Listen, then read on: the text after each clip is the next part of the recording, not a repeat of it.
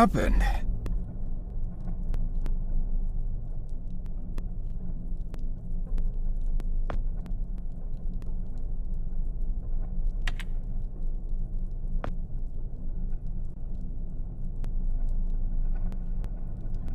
No, no, no, no!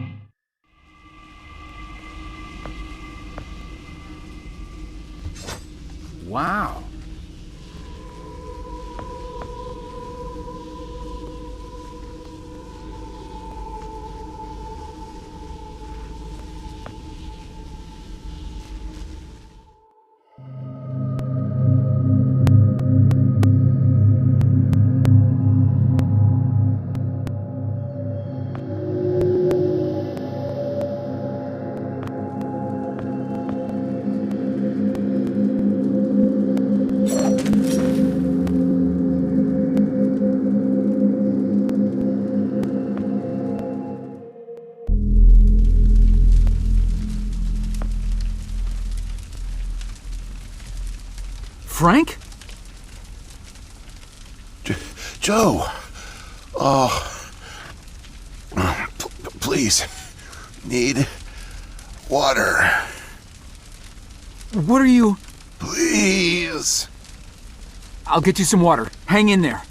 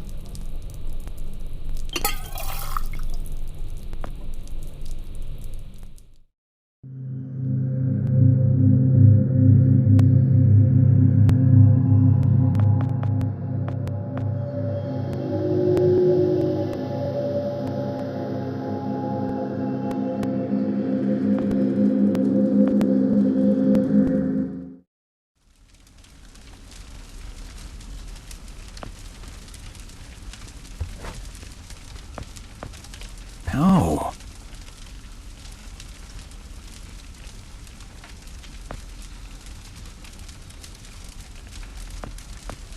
Here you go, Frank.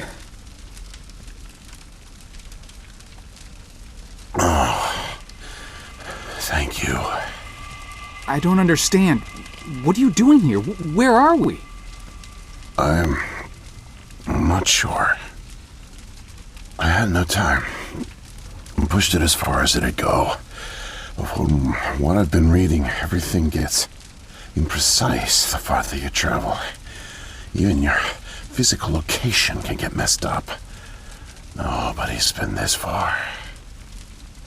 We could be hundreds, maybe thousands of years in the future for all I know. I don't get it. So, you're a time pilot now? Do I really need to spell it out for you, Joe? I stole it. What? You stole the time machine, but why? Look, I've got no reason to tell you, but I guess it doesn't matter. You're the last person I'll be sharing anything with anyway. The truth is, I'm a Soviet agent.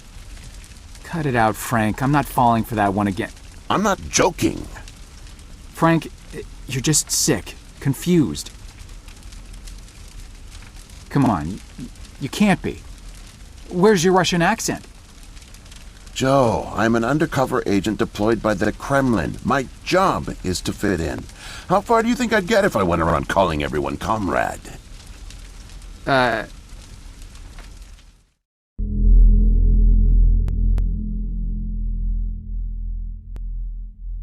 real name is Yuri Barishev. I came to America in my early 20s. I went to school here, worked here, spent nearly 10 years building the foundation of an ordinary life. But the truth is that my life is far from ordinary. I am a spy. I was planted by the Soviet Foreign Intelligence Agency to gather intel on advanced U.S. military research programs, and I started getting my first missions in the mid-60s.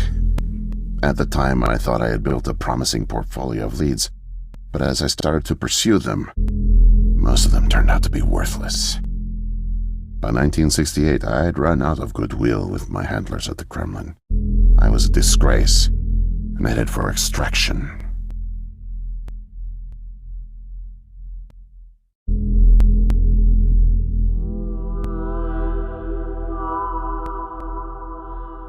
Desperate for something, anything to report, I came across a Canadian company moving large shipments of iridium, osmium, rare metals not typically used in mainstream manufacturing. The buyer turned out to be a government shell, rerouting the materials to unofficial contractors, one of which turned out to be Archon. Having convinced my superiors that I was onto something, I got a job as a janitor, but I didn't dig up much until you showed up. You were a great distraction, giving me plenty of chances to access off-limits areas. And for a while, I was able to scrounge together enough intel to keep the Kremlin happy.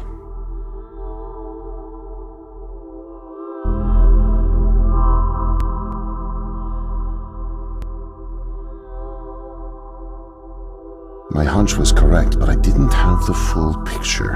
Not yet. The metals were being used to build something unusual, all right. But I just couldn't piece it together. What I found made no sense. Time travel, doomsday scenarios. It read like bad science fiction. For a while, I thought they were onto me, feeding me bogus information.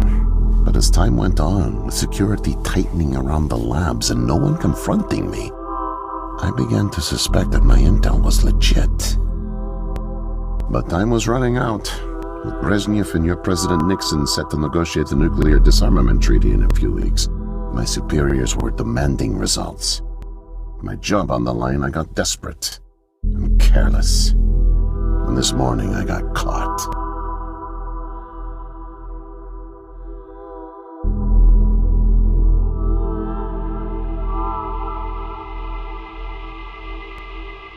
I was tailing an engineer into an off-limits lab when I bumped into Barney from security.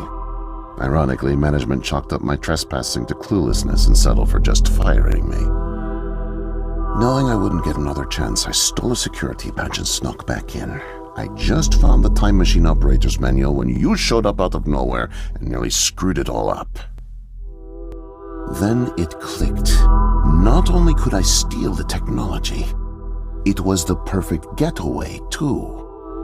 Using the manual, I set the destination as high as it would allow. I figured if I could just get far away, I'd have plenty of time to figure out how to get it back to the motherland. But, I guess you know the rest.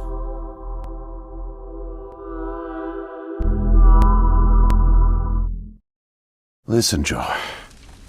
I'm really sick, and I'm not making it back. But you still can. The time machine has a timer, like a toaster. It's designed to return home unless the timer's reset. I removed the main power supply fuse to keep it from taking off without me. Here, take it. I have no idea how you got here, and I guess it doesn't matter. Still, despite my mission, a double life, and the deceit, your friendship was always genuine. You're an honest guy, Joe. And I've really enjoyed your company. And no, please leave me. The pain's coming back. Oh, it hurts to talk. Need rest.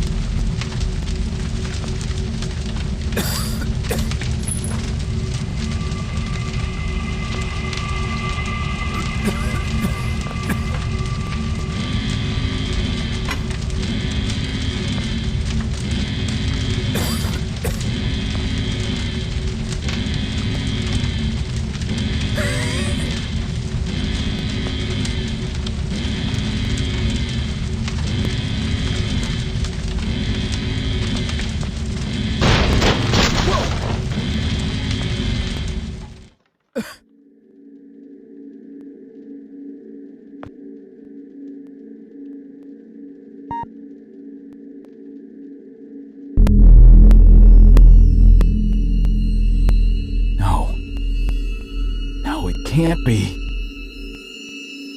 The foreign organism. It's It's me.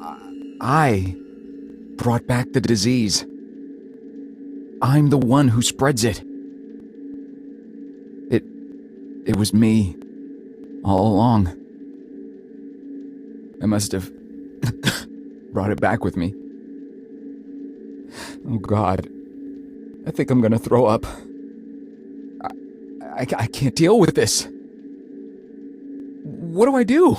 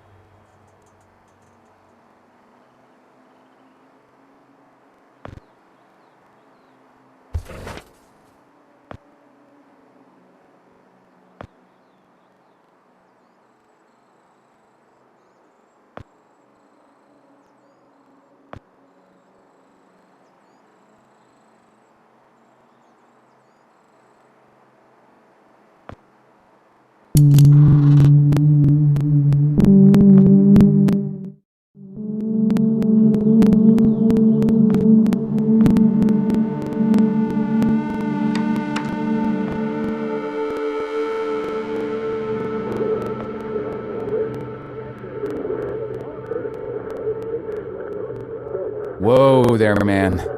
No offense intended.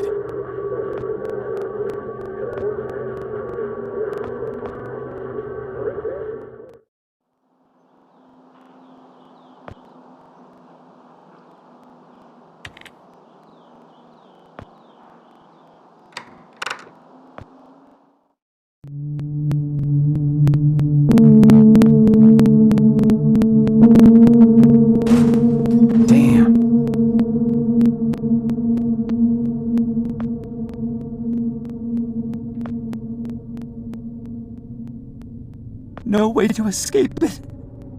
No way out, no way out, no way out. I'm sorry. What? End of days. Scourge and sickness. The cleansing of the earth. The overlords conspired against us. Tricked us. Made us bring the poison back into the nest. Like good little ants. Who did? Too late. What's done is done. No backsies, but we must try. Do you hear me? Sure. The key to salvation I've seen it, felt its color, know its shape. They don't know that I know. Oh no. But I know. I know. Write it. Write it, write it, write it. Before it disappears. Write it down before it disappears. Took away my tools. I'll forget without my tools. Your tools? Pens, paper. They're erasing the slate, forcing me to forget, trying to break my resolve. The persistence of memory, I must repeat all the time, repeat. Oh, they fear me, cower at the sight of scientific rigor. They know I'm close, so they take away my tools. But I'll show them.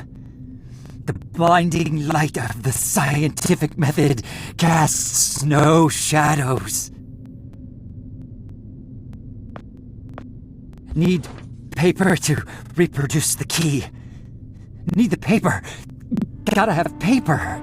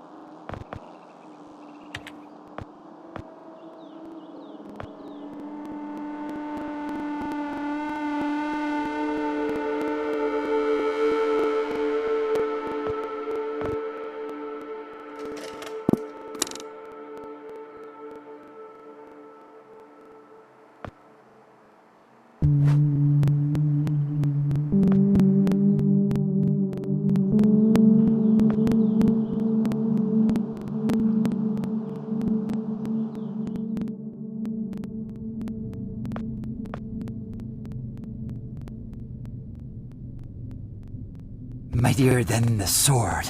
The pen, the pen, the pen. The key. The key. Keep it close. Keep it safe. Bring help. Don't get caught. Save the kingdom. Get the girl. Save the kingdom. Get the girl. Save the kingdom. Get the girl. They gave us the fire of the gods, then watched us burn. They're baneful. We're nothing to them. Don't trust them. You hear? Never forget, never forget, never forget. Keep it in mind. Useless without my tools. Hypothesize, test, observe, interpret. Hypothesize, test, observe, interpret. Hypothesize, test, observe, interpret. They gave us the fire. There, don't ever forget.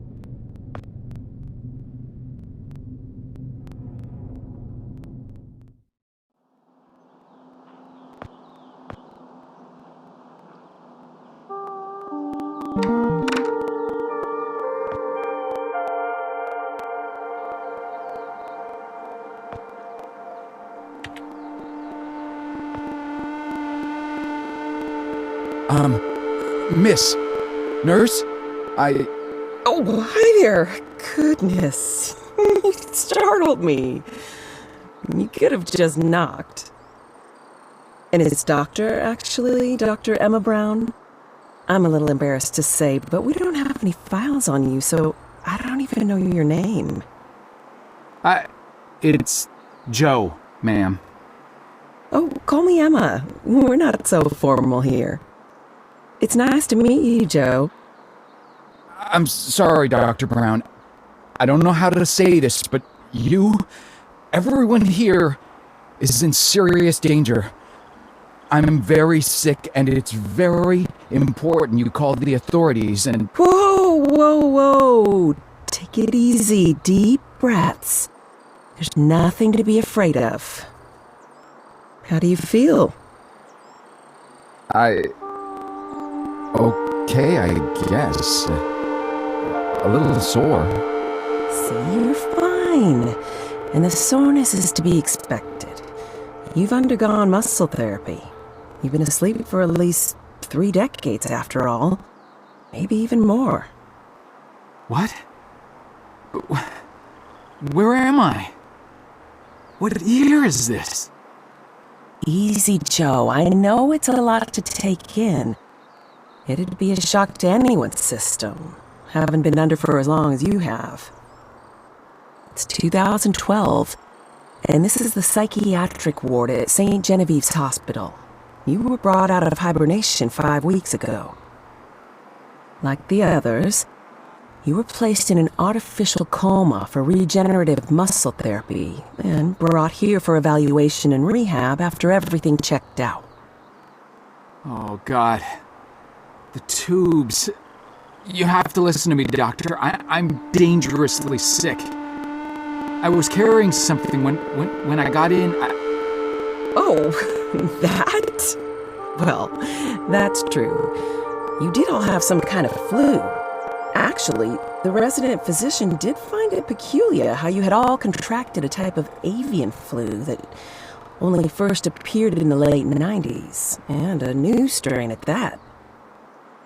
In any case, the pathogen was largely dormant due to the extended hibernation. We run very thorough medical checks on all our cryo clients, so we gave you all a shot of our regular cocktail. Cleared it right up before you even came to. So it's gone? But Archon... Yes, I'm afraid I don't know much about all of that. All I know is that the company that froze you went bankrupt back in the early 70s. A victim of industrial sabotage, I think. Anywho, the remaining assets were sold off, and the Cryoform company bought the cryogenics technology. As per ethical requirements, that included all of you who were frozen there. We've been helping rehabilitate Cryoform's clients for the past 5 years or so. Mostly folks suffering from previously incurable terminal illnesses and heavy wallets. But you didn't hear that from me, Unfortunately, cryogenics was a little... experimental when you went under. So, while the company's been freezing and reviving clients for quite some time, you had to stay confined to the original equipment. Apparently, a lot of Archon's original documentation was destroyed in a fire, so Cryoform had practically no information on any of you. That's another reason it took so long to figure out how to revive you. Sadly, the others haven't been quite as coherent. They share certain delusions, end of the world, that sort of thing. An unfortunate side effect of cryogenics' primitive state at the time, I suspect. You, however, seem just fine. Apart from the shock, I mean. So I'm not sick? You sure? Yes, Joe, quite sure. In fact, I see no reason to keep you here. We have an excellent rehabilitation team who'll get you settled into your new life in no time. Just come see me when you're ready to go. So, are we all ready to go? I guess. Oh, don't worry. The rehab team's eager to help get you settled in. I know it may feel a little overwhelming now, but trust me, you'll love it in 2012. Endless opportunities. A whole new lease on life. Speaking of, I happened to catch you on the surveillance monitors a little while ago, and you seem to show excellent problem-solving skills. You like puzzles, Joe? Perfect. I'll be sure to mention it to the career coaches. They'll find just the right thing for you.